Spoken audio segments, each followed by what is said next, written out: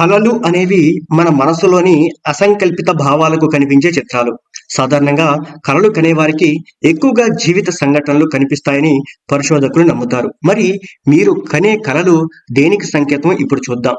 విషయంలోకి వెళ్తే మీరు మీ కలలో ఎద్దుల బండిని చూస్తే జీవితంలో కార్యకలాపాలన్నీ నెమ్మదిగా సాగుతున్నాయని అర్థం. ఇది భవిష్యత్తులో వైఫల్యాలను కూడా సూచిస్తుంది.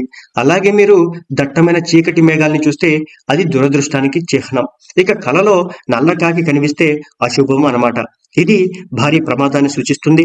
ముఖ్యంగా ఎవరిదైనా మరణ వార్త వినే అవకాశం కూడా ఉంటుందని అభిప్రాయం కూడా వ్యక్తమవుతుంది. ఇక మీ కలలో తరచుగా నల్లని బట్టలు ధరించే వ్యక్తిని చూస్తే అది మీకు వచ్చే తీవ్రమైన వ్యాధులకు సంకేతం కావచ్చు. అదేవిధంగా కలలో రక్తస్రావం దృశ్యాలు కనిపిస్తే అనారోగ్యానికి సంకేతకంగా పరిగణించాలి.